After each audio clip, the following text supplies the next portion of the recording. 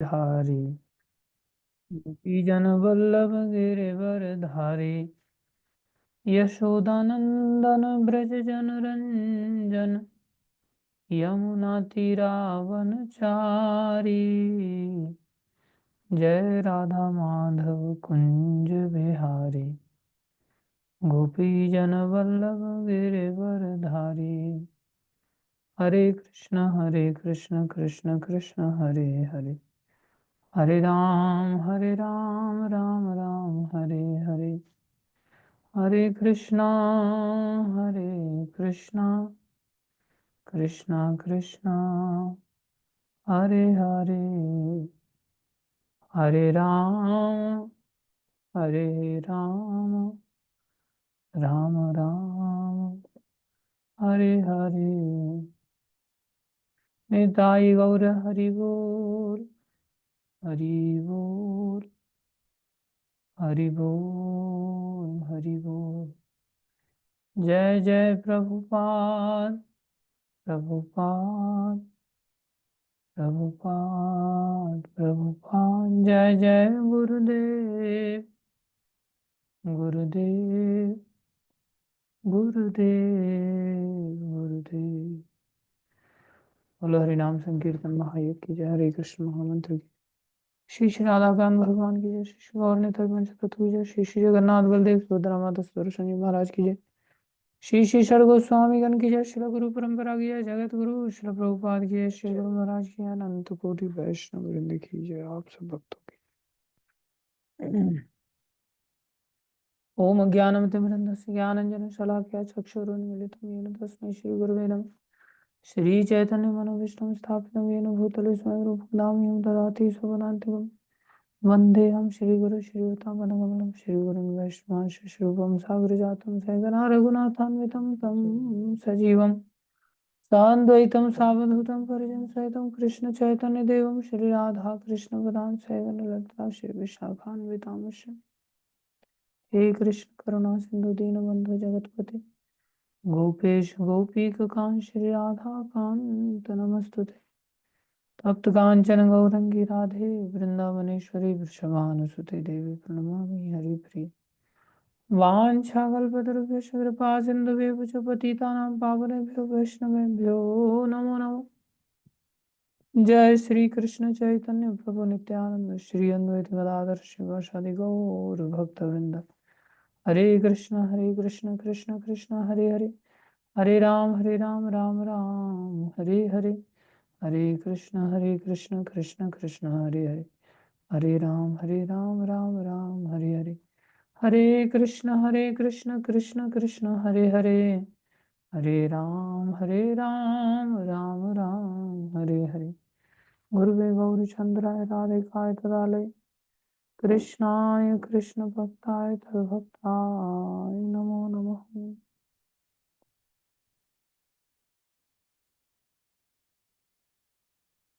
हरे कृष्ण।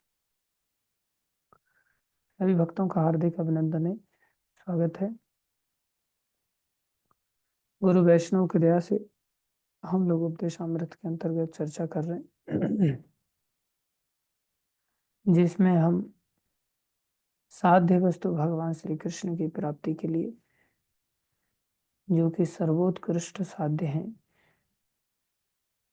जिनकी प्राप्ति करने के पश्चात और कुछ पाने के लिए शेष नहीं बचता, लेकिन उनकी प्राप्ति उनकी कृपा से ही हो सकती है। फिर भी हमें कृपा पात्र बनने के लिए थोड़े साधन की आवश्यकता होती है। अगर हम उस साधन को करते हैं तो वो क्या साधन है जिससे हम कृपा पात्र बन जाते हैं? बोले वो भक्ति मार्ग है। भक्ति ही साधन है, भक्ति योग ही साधन है। उन भगवान की प्राप्ति जो कि भक्ति योग रूपी साधन से हो सकती है, अर्थात हमारे भक्त बनने से हो सकती है। अर्थात भक्त मतलब शुद्ध भक्त बनने से, भक्त में भी शुद्ध भक्त बनने से। कैसे शुद्ध भक्त बने? जिससे हमारा भक्ति का रास्ता सहज हो जाए, आसान हो जाए, उसके लिए उपदेशामृत ग्रंथ है। इस ग्रंथ का हम आश्रय लें हमारे लिए मार्ग सहज हो जाएगा। सबसे पहला उपदेश, वाचो वेगम मनसा क्रोध वेगम जीवा वेगम उदर उपस्थ वेगम एतान वेगान यो विषहेत धीरा सर्वामपि माम पृथ्वीं शिष्यात्। ये 6 वेगों को नियंत्रित करना अत्यंत अनिवार्य है। उनमें से वाचो वेगम, मनसा वेगम, क्रोध वेगम, ये तीनों ही वेगों की चर्चा हम कर चुके हैं। इन तीनों को कृष्ण की सेवा में लगाया जाए। विशेष रूप से वाचो वेगम और मन के वेग को, क्रोध के वेग को हम कृष्ण की सेवा में सहजता से नहीं लगा सकते। उसके लिए बहुत अधिक तीव्र स्तर की भक्ति चाहिए, इसलिए उसे नियंत्रित करना ही उचित है। फिर हम जीवा वेग पर गए थे। जीवा वेग को नियंत्रित करना अत्यंत आवश्यक है, क्योंकि ये सभी इंद्रियों में बड़ी शक्तिशाली इंद्रिय है जीवा वेग, जिसको लेकर के प्रभुपाद जी ने बताया कि हमें कुछ चीजों पर नियंत्रित करना सीखना होगा, कुछ तरीके सीखने होंगे। सबसे पहला तरीका क्या है, हम इस जीवा की चॉइस को फुलफिल करने के लिए ना चले जाएं। इसकी इच्छा अनुसार हम इसे चीजें ना प्रदान करें। कल हमने गुरु महाराज का उदाहरण दिया था। जलेबी खाना चाहती थी जीवा, उन्होंने जलेबी के ऊपर रेत डाल दिया। तो ऐसे नियंत्रित करना पड़ेगा, तब आने वाले समय में भक्ति आसान हो जाएगी। नहीं नियंत्रित करेंगे तो ये हमें नियंत्रित करने लग जाएगी, फिर हमारी भक्ति बहुत कठिन हो जाएगी। दूसरा, चॉइस के साथ साथ जो हमारी वैरायटीज हैं जिनको लेकर के हम भूखे रहते हैं, वैसे भूख नहीं रहती, वैरायटी को लेकर के, सेलेक्टिव आइटम्स को लेकर के हमारी भूख बढ़ जाती है। तो हमें ऐसे शूडो हंगर की ओर नहीं जाना है। रियल हंगर है तो अच्छी बात है, जीवन धारण करने के लिए कुछ ना कुछ तो खाना पड़ेगा, भूखे तो नहीं मर सकते।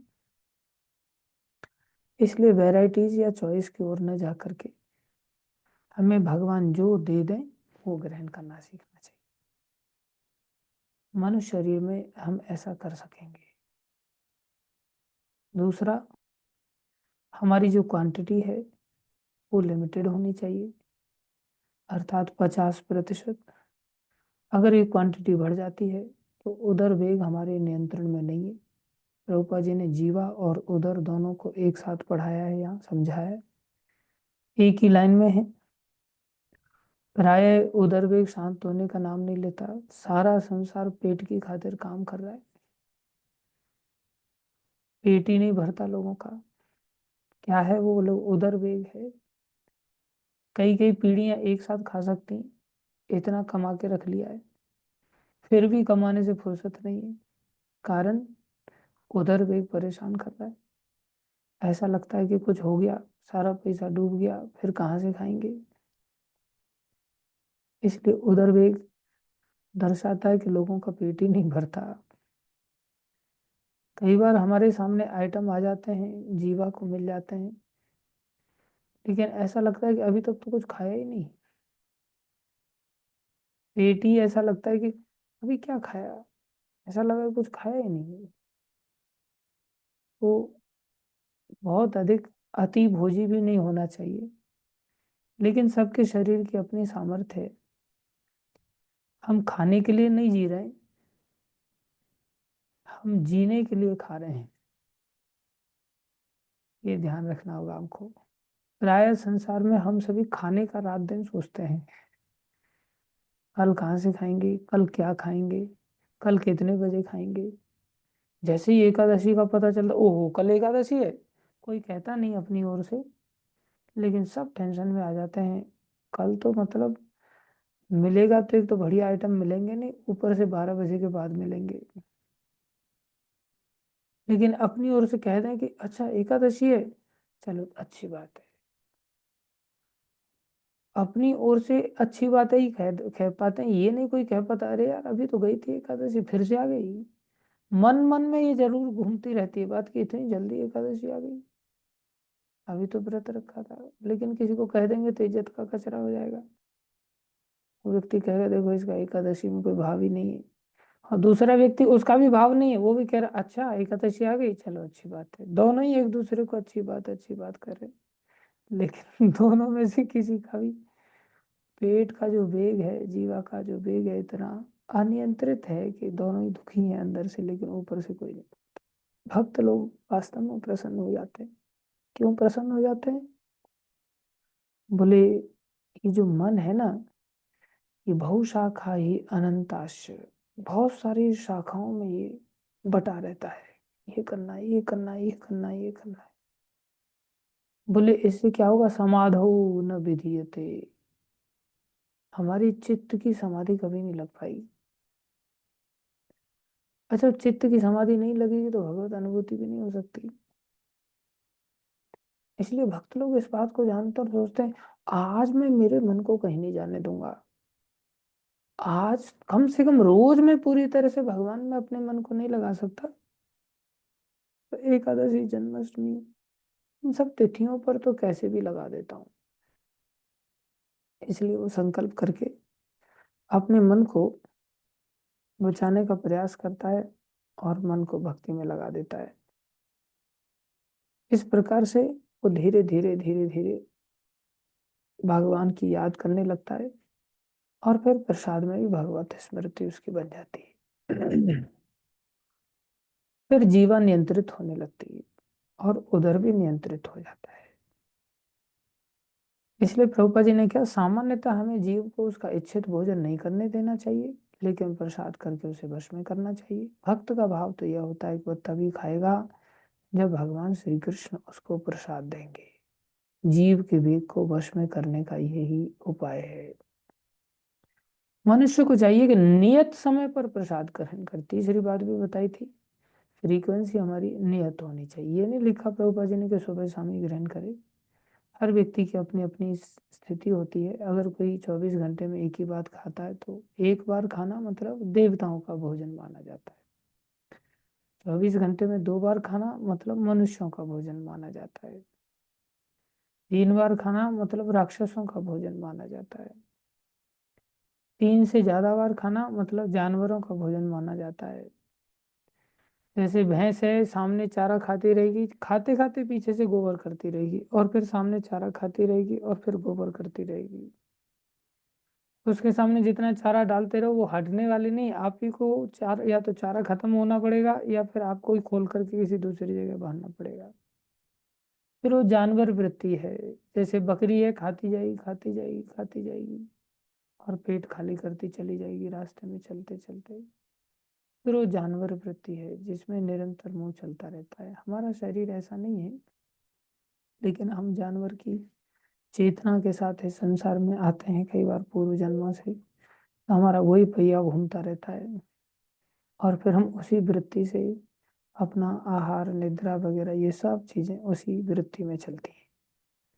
इसलिए प्रभुपा जी ने यहाँ लिखा जो जिस स्तर का है जो भी है, कम से कम कोई तो भी उसकी समय सीमा निर्धारित होनी चाहिए और उसे नियत समय पर उसकी फ्रीक्वेंसी फिक्स होनी चाहिए।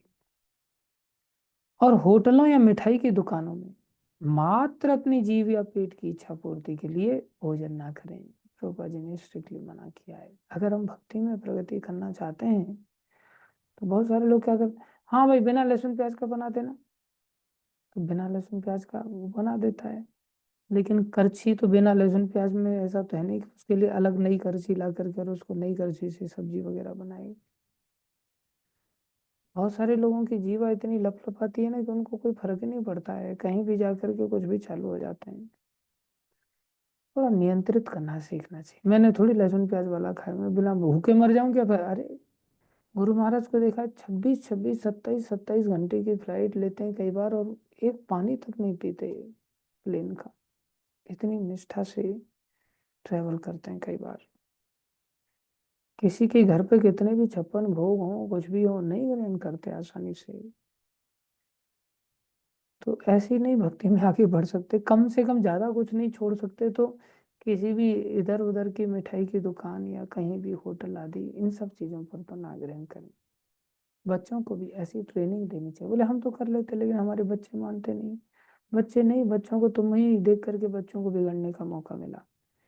एक हमारे भक्त हैं, भक्तराज प्रभु हैं गुजरात के, उनकी पुत्री है, उसका नाम वृंदा है, छोटी सी पैदा हुई तब से ही उन घर वालों ने ऐसी ट्रेनिंग दिया उसको कि 4-5 साल की अवस्था में वो घर से बाहर निकलती है और बाहर के लोग अगर उसे चॉकलेट देते तो वो सीधा मना कर देते, नहीं मैं हम लोग बाहर की चीज नहीं खाते।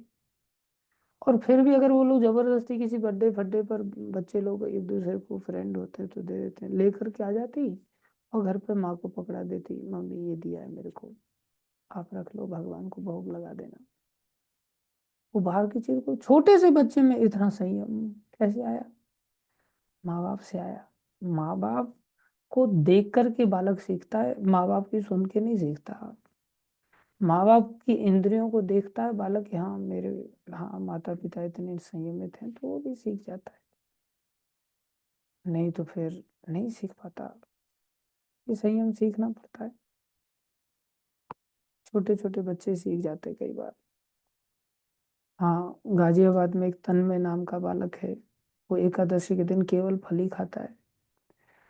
कई बार हम हैरान हो जाते हैं कि मंदिर में समर्पित करने वाले लोग फल खा करके पूरा एकादशी व्रत नहीं कर पाते, लेकिन वो अकेला फल खा करके व्रत कर लेता है। क्योंकि उसकी माँ भी थोड़े से आलसी हैं, बोले कौन बनाए अब इन बच्चों को, तो फल खा लो बेटा। हम कई बार जाते हैं तो बना देते हैं वो बढ़िया बढ़िया आइटम, लेकिन अपने बच्चे बच्चे लोगों के लिए बहुत ज्यादा ध्यान नहीं देते। ठीक है फल खा लो, कितना खाओगे, फिर भी मजबूरी में बना देते, लेकिन वो बच्चे का भी संयम अच्छा है।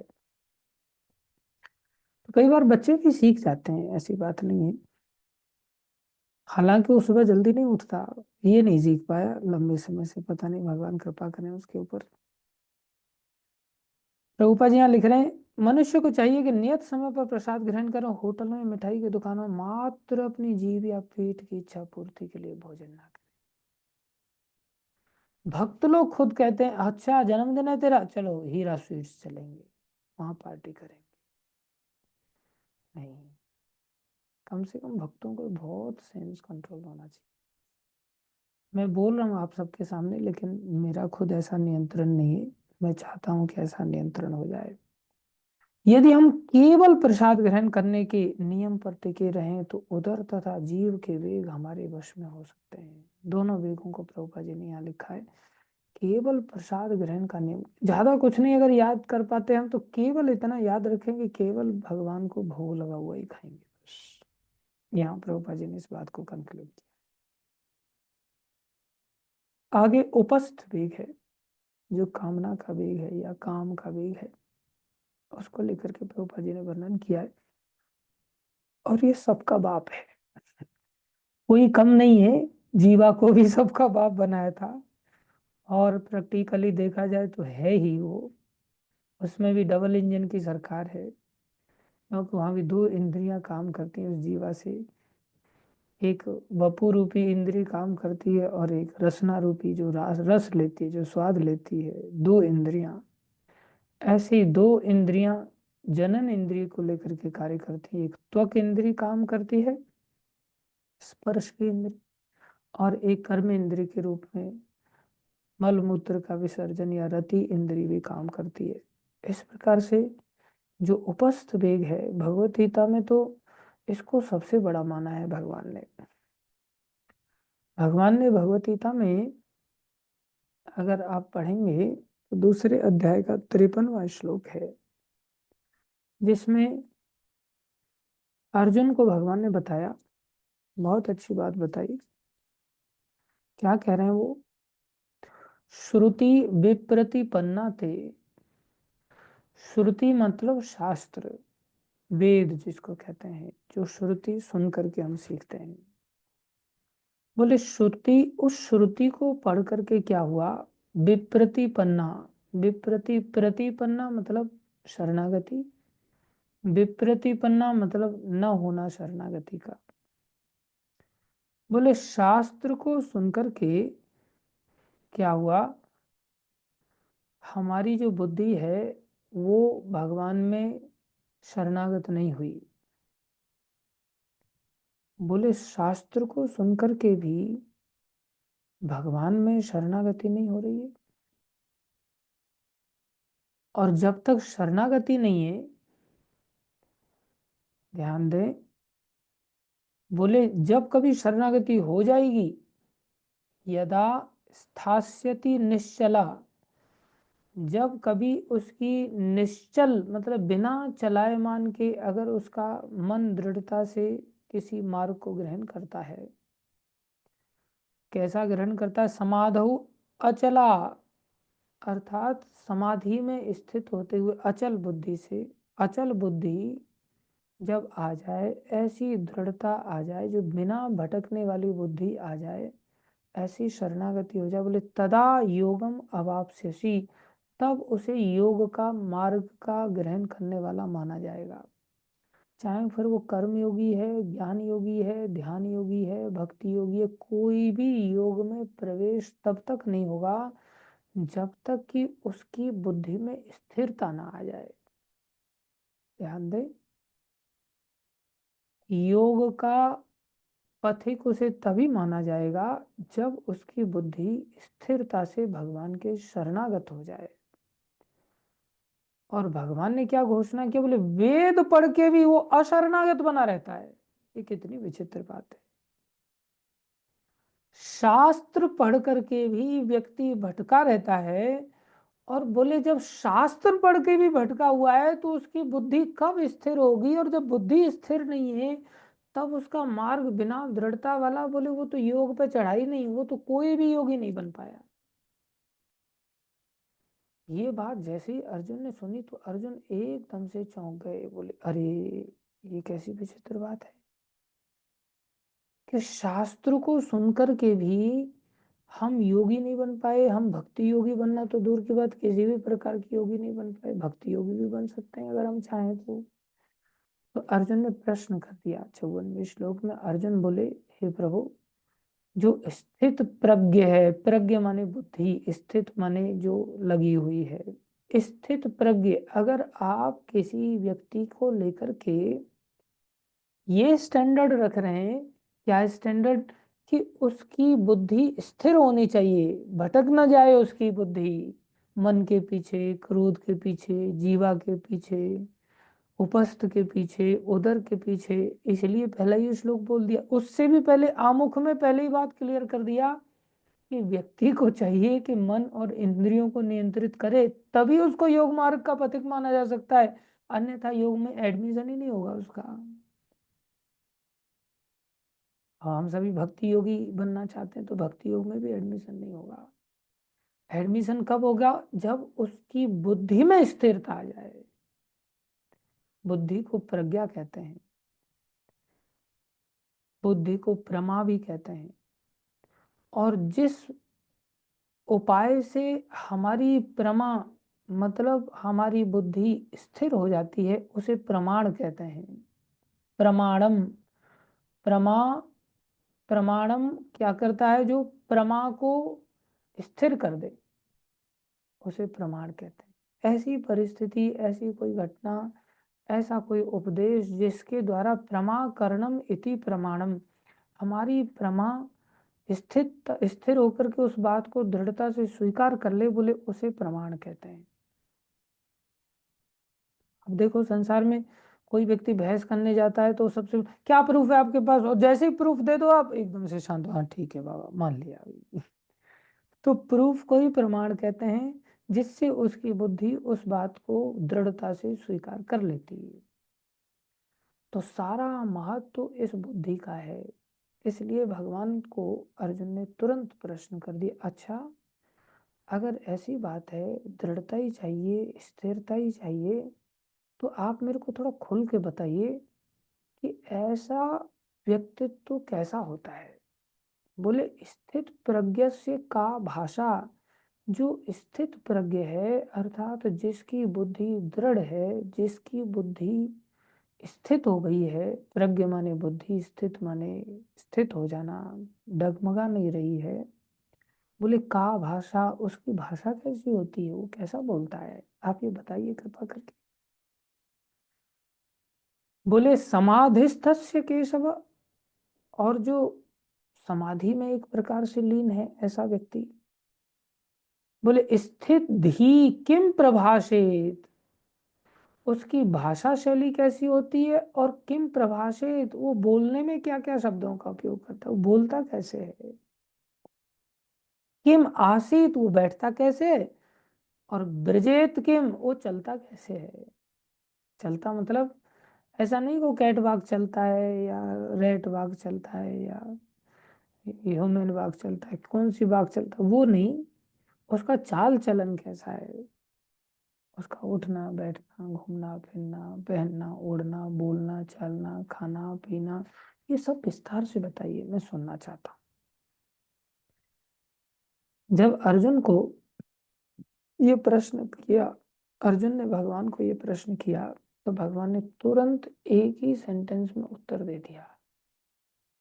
और भगवान बोले, हालांकि उत्तर काफी लंबा है, पूरा अध्याय इसी उत्तर के साथ ही भगवान समाप्त करते हैं, लेकिन मूलतः उत्तर एक ही श्लोक में दे दिया, बाकी उसी श्लोक की व्याख्या है, एक्सप्लेनेशन है और विस्तार है और खोल के समझाया है।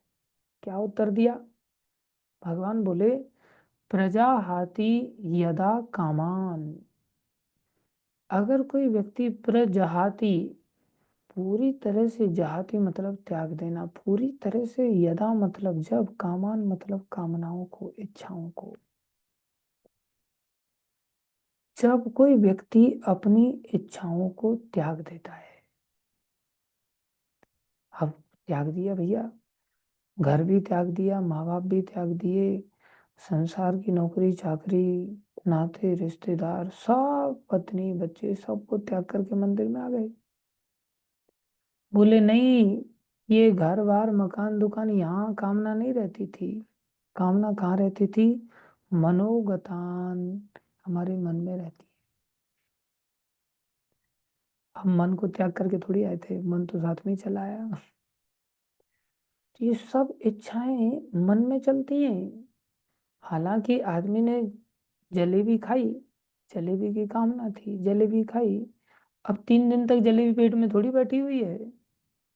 देखा जाए तो जलेबी का त्याग सुबह ही हो गया, या शाम को हो गई, किसी ने सुबह खाई, या 2 दिन में तो हो ही जाएगी पूरी तरह से जलेबी का त्याग। लेकिन क्या मन में से जलेबी चली गई, बोले मन में से जलेबी का त्याग नहीं होता, मन में तो जलेबी की कामना बराबर सालों के बाद भी याद आती, सालों सालों के बाद भी याद आती। इसलिए भगवान कह रहे हैं, जो मन से उठने वाली जो कामनाएं हैं, इनका अगर कोई त्याग कर दे, वो भी कितनी कामनाएं, सर्वान आर्थ, सारी कामनाएं, व्यक्तिगत रूप से मैं को लेकर के जितनी भी इच्छाएं हैं, अगर व्यक्ति उनको त्याग दे, बोले आत्मनि, आत्मनि आत्मनि मतलब भगवान में, आत्मना तुष्ट, उसका आत्मना मतलब मन, उसका मन फिर भगवान में क्या करेगा, तुष्ट, तुष्ट हो जाएगा। स्थित प्रज्ञ तदो उच्यते, अर्जुन उसको स्थित प्रज्ञ कहते हैं। अब ये कितना बड़ा विस्तार है इसका, ये चाणक्य पंडित ने बड़े सुंदर श्लोक से समझाया कि कामनाओं का विस्तार कितना बड़ा है। चाणक्य पंडित ऐसे महान पंडित भी थे और साथ में महान भक्त भी थे, राजनीतिज्ञ भी थे, अर्थशास्त्री भी थे, बड़े ऊंचे महात्मा थे, बड़े अद्भुत व्यक्तित्व था चाणक्य पंडित का। तो उनको पूछा गया भाई संसार में बड़ा क्या है, तो उन्होंने कहा गिरेर महान, बोले पहाड़ बहुत महान है, बड़े बड़े होते हैं। अच्छा, पहाड़ों से भी कुछ बड़ा है क्या, बोले हाँ, गिरेर अवधीर महान, ऐसे पहाड़ों से विशाल है समुद्र, जिसके अंदर न जाने कितने पहाड़ डूबे पड़े हैं, कितने पहाड़ों को समा करके रखा हुआ है समुद्र ने, बोले समुद्र उससे भी बड़ा विशाल है। क्या समुद्र से भी कुछ बड़ा है? बोले हाँ। अवधेस्तु नभतो महत्। अवधेस्तु अर्थात समुद्र से भी, लेकिन क्या है, नभो महत्। नभो मतलब आकाश, अनंत आकाश। समुद्र तो फिर भी आपको इधर उधर जाकर के देखना पड़ता है, आकाश के लिए तो कहीं जाने की जरूरत ही नहीं। 2-4 दिन पहले हमने पूछा भाई समुद्र किसने नहीं देखा, तो 2-4 लड़कों ने हाथ खड़े, मैंने नहीं देखा है। लेकिन कोई ऐसा है जिसने आकाश को नहीं देखा है? अनंत तारे, ग्रह मंडल आदि सबको, समुद्र भी उसी में है, पर्वत भी उसी में है, अनंत आकाश सब को समेटे हुए है। बोले उस आकाश से भी कोई चीज बड़ी है क्या? बोले हाँ। क्या है? नभसस्तु परब्रह्म। उस नभ माने उस आकाश से भी बड़ा है परब्रह्म, जो भगवान है।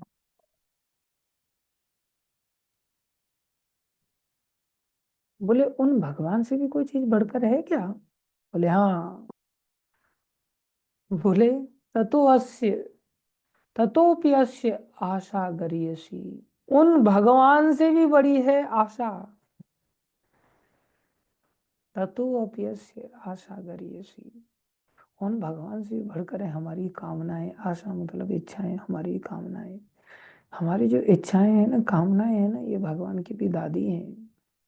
इतनी बड़ी हैं, इतनी विशाल हैं कि भगवान समाप्त हो जाते हैं हमारे जीवन में से। बोले बहुत हो गई भक्ति, अब छोड़ो, अब पहले थोड़ा सा नोट कमा लेते हैं, बाद में देखेंगे।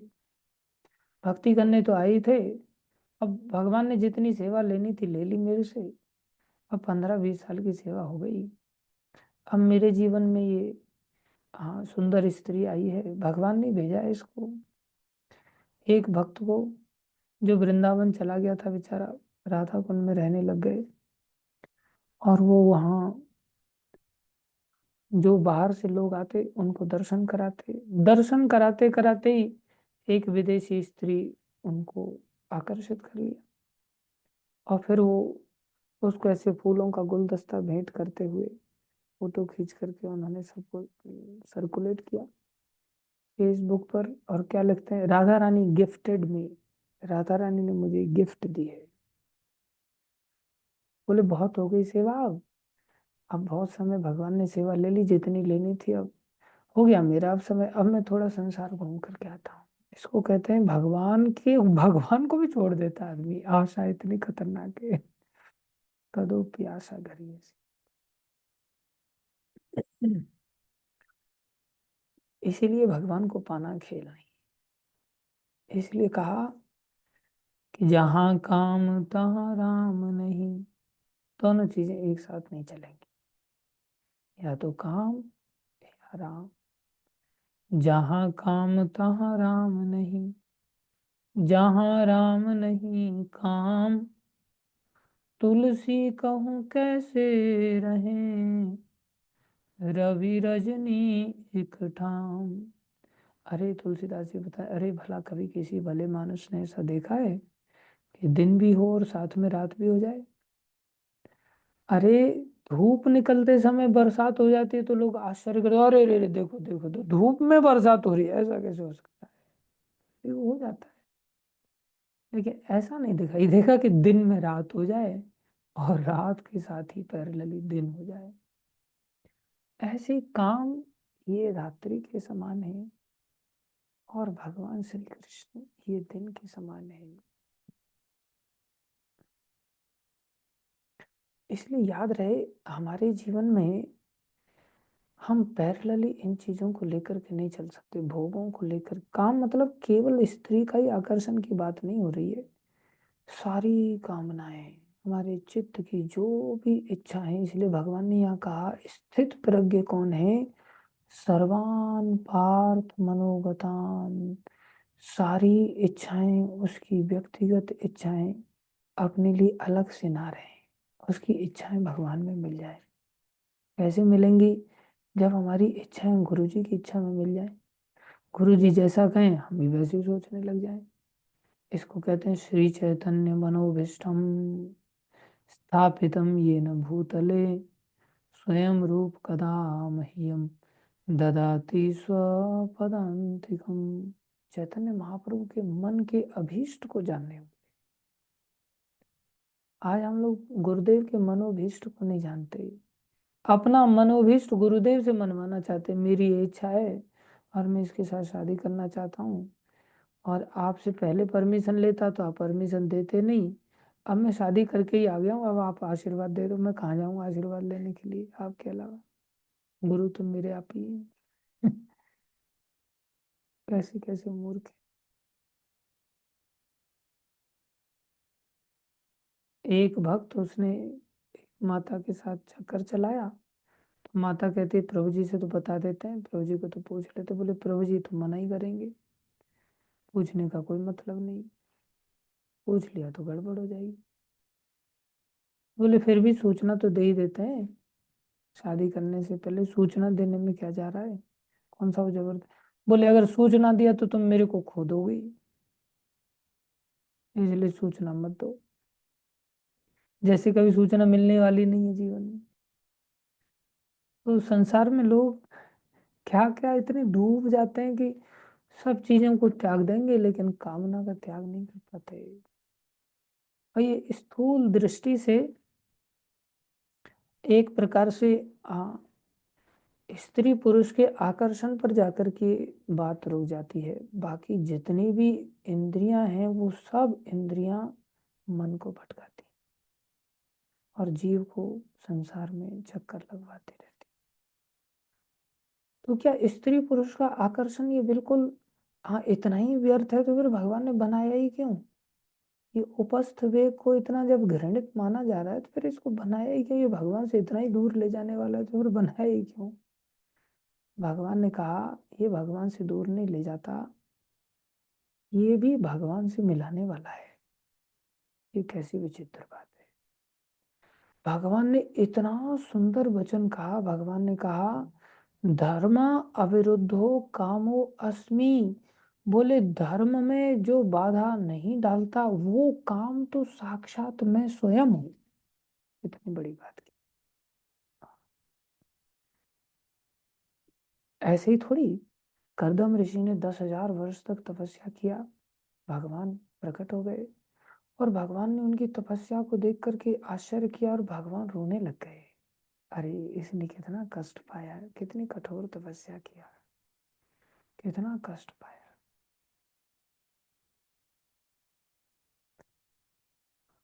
आवाज नहीं आ रहा है क्या? आ, कितना कष्ट पाया। तो भगवान ने साक्षात दर्शन दिए, और जब भगवान ने दर्शन दिए उनके ऊपर अपना आशीर्वाद का दृष्टिपात जल छिड़का तो एकदम से उनको सुंदर शरीर प्राप्त हो गया। और सुंदर शरीर प्राप्त होने के बाद हाथ जोड़ करके प्रार्थना करने लगे, प्रभु मैं कैसा मूर्ख हूं, आपके दर्शन करने के बावजूद भी, आपको साक्षात रूप से दर्शन करने के बावजूद भी मैं आपसे पत्नी की कामना करता हूँ कि आप मेरे को कोई अच्छी पत्नी दिला दें। और क्या कह रहे हैं? बोले मैं मलमूत्र की हांडी मांग रहा हूँ आपसे। पत्नी तो क्या कह रहे हैं, बोले मैं मलमूत्र की हांडी मांग रहा हूँ। देखा जाए तो सबके शरीर मलमूत्र की हांडी ही है। हाँ, हम छत डाल रहे थे तो वहाँ वाइब्रेटर एक मशीन होती है, तो उसके साइलेंसर से हमारा थोड़ा पैर चिपक गया तो उसमें जल गया।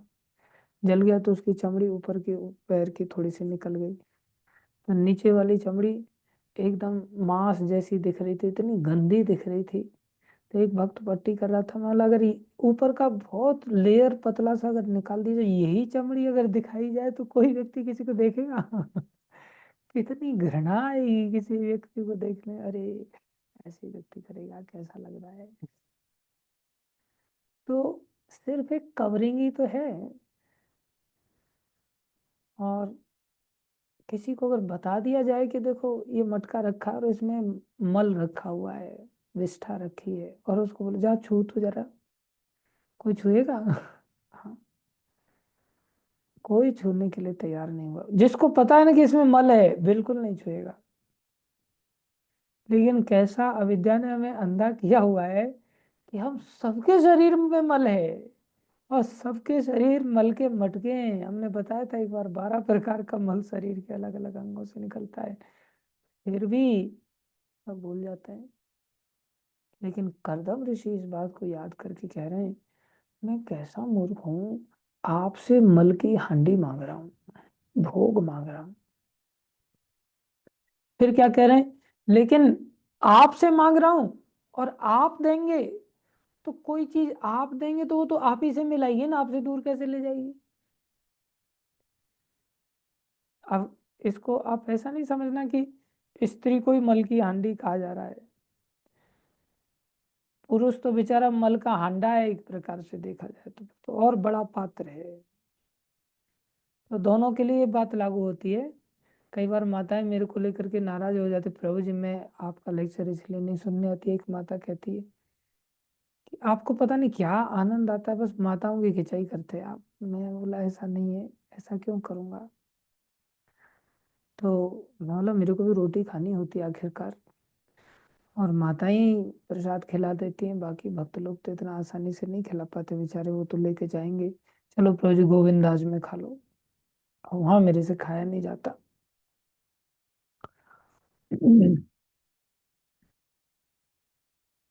विचार करना पड़ता है। एक भक्त मेरे को जबरदस्ती गोविंदास में ले गया वृंदावन में, क्या खाएं, मतलब जो तुम ले आओ।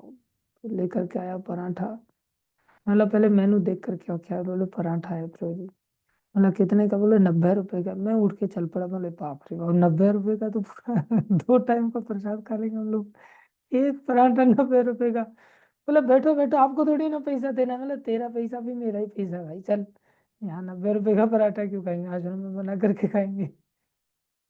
बहुत मुश्किल होता है। लेकिन कुछ बच्चे लोग हैं, उनको तो कोई फर्क ही नहीं पड़ता, पैसा उड़ाने में धड़ाधड़ पैसा उड़ाते हैं। ऐसा नहीं करना चाहिए। तो हम बता रहे थे कि चित्त में जब भगवान से भोग की प्राप्ति होती है या भगवान के लिए भोग की प्राप्ति होती है, तो फिर वो भोग तो भगवान से ही मिला देता है। इसलिए भगवान ने कहा वो काम साक्षात मैं हूं, कब, जो काम धर्म के अविरुद्ध ना हो, धर्म के विरोध में ना हो, उसको कहते हैं धर्म अविरुद्ध हो, धर्म विरुद्ध ना हो, अ मतलब ना होना, धर्म अविरुद्ध हो, धर्म के अविरोध में ना खड़ा हो, बोले वो काम में हो। अर्थात वास्तव में देखा जाए ना, तो जो स्त्री पुरुष का संबंध है, जो पति पत्नी का संबंध है, ये एक प्रकार से इतना श्रेष्ठ संबंध है जिसे यज्ञ के द्वारा प्राप्त किया जाता है, तो भला ये घृणित कैसे हो सकता है। स्त्री पुरुष का जो भोग का व्यवहार है, ये घृणित कैसे हो सकता है। ये कोई ऐसा नहीं कि इसकी बात ही मत करो, कैसी गंदी बात करो, ये गंदी बात है ही नहीं। ये तो इतनी श्रेष्ठ बात है, इतनी श्रेष्ठ बात है कि ये एक प्रकार से ब्रह्मा का कार्य किया जा रहा है। जैसे ब्रह्मा जी सेकेंडरी क्रिएशन के क्रिएटर हैं, प्राइमरी क्रिएटर कृष्ण हैं, और उन्होंने कुछ सामर्थ्य ब्रह्मा जी को दिया है, और ब्रह्मा जी उस सामर्थ्य का सदुपयोग करते हुए क्रिएशन कर रहे हैं। और ब्रह्मा जी ने मनु शत्रुपा आदि स्त्री पुरुष की संरचना की आगे चल करके भगवान की कृपा शक्ति से। और स्त्री पुरुष से संबंध से बोले यू कैन बी द को क्रिएटर विद कृष्णा। जैसे को होस्ट बनाते हैं हम, होस्ट के साथ साथ, ऐसे कृष्ण मेन क्रिएटर हैं एंड वी कैन बी को क्रिएटर पैरेलली। तो ये भगवान की कितनी बड़ी सेवा होगी, और कितनी बड़ी सामर्थ्य है कि जिसके अंदर सारे असेट्स हैं, हाथ हैं, पैर हैं, आंख है, नाक है, बुद्धि है, मन है। एक रोबोट बनाने में कितनी ताकत लगती है, कितना पैसा लगता है, जिसके पास कुछ नहीं है और जिसके पास अपना सब कुछ है, ऐसा एक जीव को क्रिएट किया जा सकता है इस संबंध के द्वारा। एक नया जन्म दिया जा सकता है, एक नई ताकत क्रिएट की जा सकती है। कितनी बड़ी शक्तिशाली वस्तु क्रिएट कर दी हमने। इस लेगेसी को कंटिन्यू किया जा सकता है प्रचार आदि के लिए। कितनी बड़ी सामर्थ्य है। जैसे भक्ति विनोद ठाकुर ने भगवान जगन्नाथ से प्रार्थना किया, प्रभु कोई एक पुत्र तो दो जो मेरे इन ग्रंथों का आने वाले समय में प्रचार प्रसार कर सके। और फिर पुत्र प्राप्त हुए और उनका नाम विमला प्रसाद। भगवान का प्रसाद विमला माता के पास जाता है पहले, और विमला माता का प्रसाद बोले हमें प्राप्त, इसलिए नाम सीधा विमला प्रसाद रखा, जो आगे चल करके भक्ति सिद्धांत सरस्वती गोस्वामी महाराज कहलाए। तो अगर वो नहीं आते, अगर उन्होंने नहीं ऐसी प्रार्थना की होती, नहीं ऐसी संतान उत्पन्न करते, तो फिर कहाँ से ऐसा प्रचार प्रसार होता, कहाँ से हमें प्रभुपाद जी प्राप्त होते, कहाँ से इस्कॉन मिलता, और कैसे हम लोग यहाँ पर इस प्रकार से बैठ करके चर्चा आज कर रहे होते। एक भक्त को भक्त विनोद ठाकुर ने प्रकट किया, और अगर वो गृहस्थी नहीं होते तो आसमान से थोड़ी टपकाते। तो इसका भी अपना रोल है, लेकिन समाज ने, संसार ने, फिल्मी दुनिया ने इसको इतना इतना इसको एडवर्टाइजमेंट किया, और इतना गंदी तरह से एडवर्टाइजमेंट किया कि लोग पूरी तरह से इसके पीछे अंधे हो गए, रात दिन केवल इसी चीज का सोच सोच करके मेडिटेट करते हुए, और उसका जो सुख है उस सुख को ही उन्होंने मान लिया बस जीवन का लक्ष्य। ये भूल गए कि उसमें कितनी सामर्थ्य एक जीव को जन्म देने की, लेकिन हमने उस जीव को मार डाला। और हमने एक साधारण जैसे कोई व्यक्ति रसगुल्ला खाए, जलेबी खाए, मूवीज देखे, जस्ट एक बोर्डम लाइफ से कि भाई अपने जीवन को थोड़ा सा आनंदमय बनाना है, स्त्री सुख लेना है या पुरुष सुख लेना है, या मनाली घूम के आना है, या इधर जाना है, शिमला जाना है, इधर जाना है, उधर जाना है, बस इस प्रकार से एक एक आनंद का, छोटे से घृणित आनंद का एक आश्रय बना लिया है। इसलिए ये निंदनीय हो गया।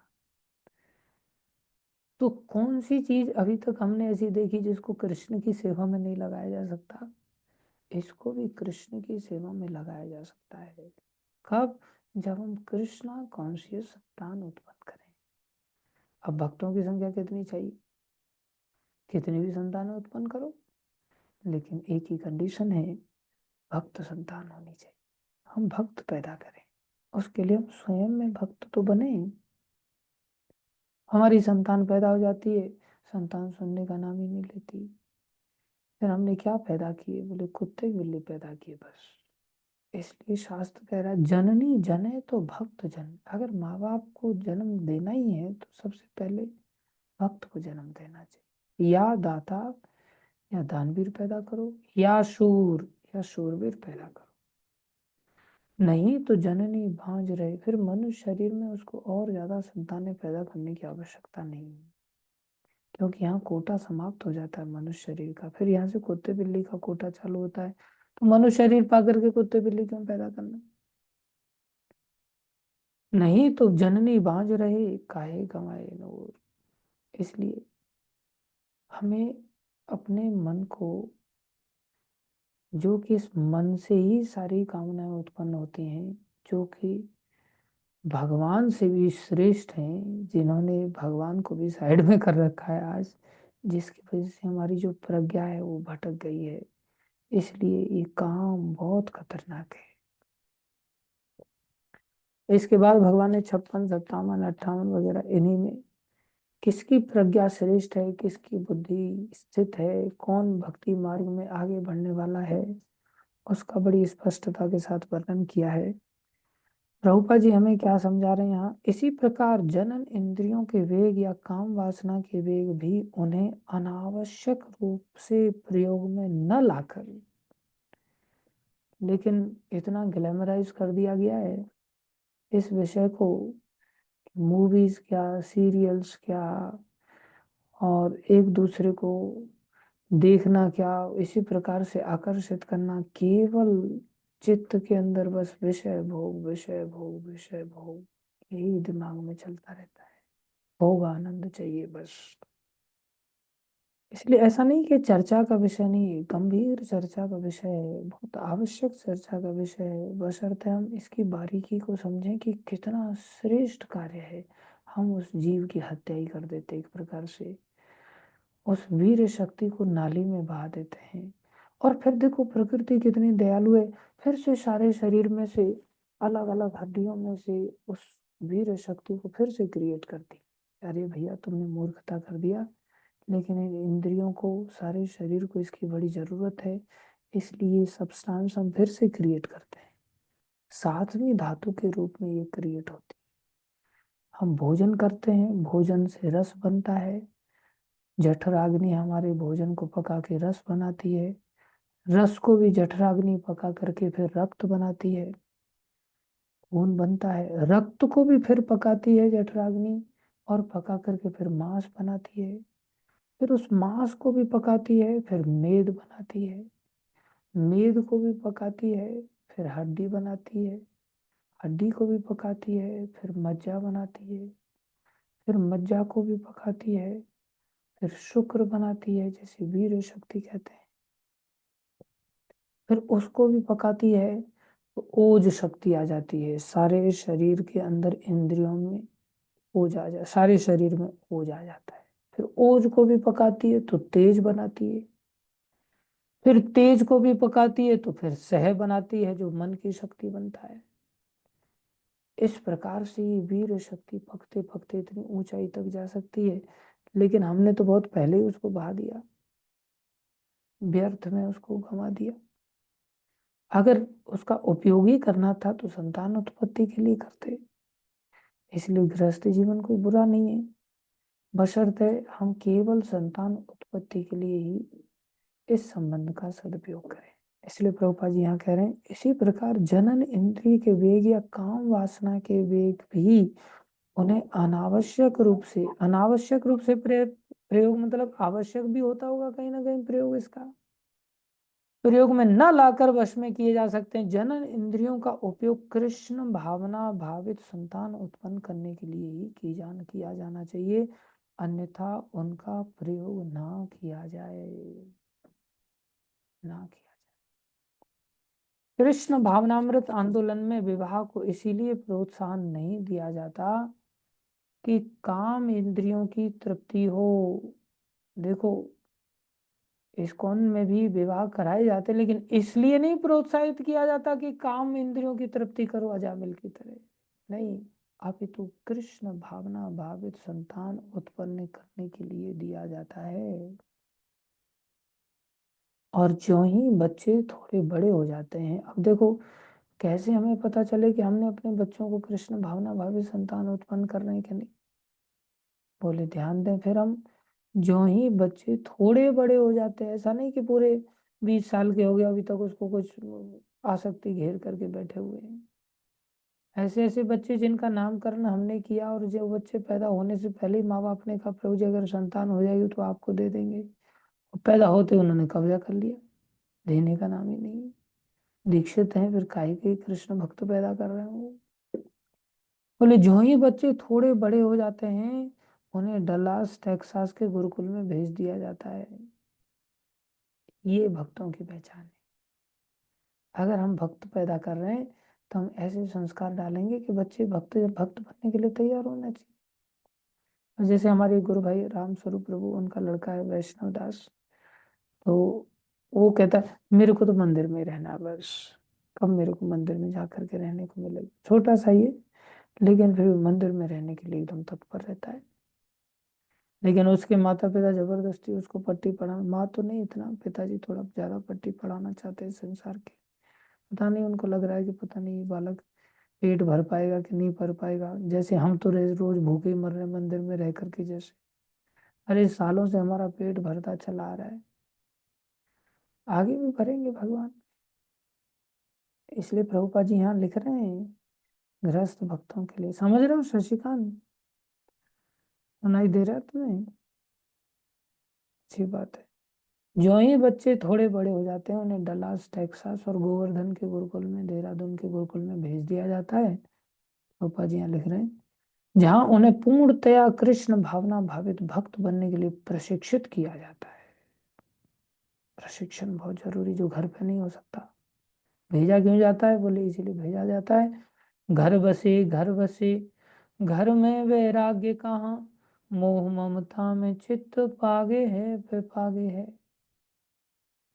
घर बसे मोह ममता में ही चित्त पकता है। जैसे गुलाब जामुन के अंदर रोम रोम में चाशनी पक जाती है ना, अंदर घुस जाती है, ऐसे ही घर में तो चित्त में अंदर चाशनी घुस जाती है मोह ममता की, वैराग्य नहीं जाता। इसलिए गुरुकुल में भेजना बहुत जरूरी है बच्चों। कुछ माँ बाप अपने बच्चे को गुरुकुल में रखते हैं, लेकिन अपने साथ ही रखते हैं, अपने साथ नहीं रखना होता। माँ बाप अलग रहने चाहिए, बालक अलग रहना चाहिए गुरुकुल में। ये भी ध्यान देने वाली बात। ऐसे अनेक कृष्ण भावना भावित बच्चों की आवश्यकता, अरे बच्चों की आवश्यकता है, और जो इस प्रकार की संतान उत्पन्न करने में सक्षम होता है उसे जनन इंद्रियों का उपभोग करने दिया जाता है। ठीक है भाई, कोई दिक्कत नहीं, तुम शादी करो और संतान उत्पन्न करो। ये नहीं कि बस आनंद लेने के लिए, वैश्विक सुख लेने के लिए संसार में आदमी डूब जाओ, तो घोर नारकीय है, वो भक्ति में कभी आगे नहीं बढ़ सकता। लेकिन वे कितना ज्यादा, ये बात समझ में नहीं आती, कोई समझाए तो बोले बी प्रैक्टिकल।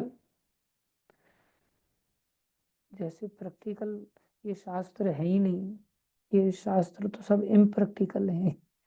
अरे प्रैक्टिकल ही तो सिखा रहे हैं, और क्या सिखा रहे हैं, प्रैक्टिकलिटी और अलग सिखा रहे हैं। बोले प्रैक्टिकल अलग बात होती है, फिलोसफी की अलग बात होती है। हाँ, अलग बात होती है, जो गीता में अभी बताई थी। शास्त्र सुन करके भी तुम्हारी बुद्धि टिक नहीं रही है, तो तुम कोई योगी भोगी योगी नहीं, तुम केवल भोगी भोगी हो। इसलिए प्रैक्टिकलिटी की बात है। अगर हम भक्ति योगी बनना चाहते हैं तो सर्वान पार्थ मनोगतान प्रजाति यदा कामान, इन कामनाओं का त्याग किए बिना और कोई रास्ता नहीं है। गृहस्थ जीवन में भी जाकर के इस काम को, तो लक्ष्य होना चाहिए, कृष्ण के लिए हम कर रहे हैं भाई, हमारे लिए तो ठीक है, नहीं तो सब गड़बड़ है। अपने लिए कोई संग्रह वृत्ति नहीं कि मैं कंपनी में काम करूंगा और कमा कमा करके इतना इकट्ठा करूंगा, उसमें से 10% मंदिर को दूंगा, 90% मैं रखूंगा। इसका उल्टा भी नहीं चलेगा, 90% मंदिर को दे दूंगा, 10% खुद रख लूंगा। नहीं, आइडियली तो हमें भक्ति योगी बनने के लिए पूर्ण समर्पण। धन्यवाद सभी का धैर्यपूर्वक श्रवण करने के लिए। जगत गुरु श्री प्रभुपाद की जय, श्री गुरु महाराज की जय, अनंत कोटि वैष्णव वृंद की जय, आप सब भक्तों की जय जयकार। कृष्ण।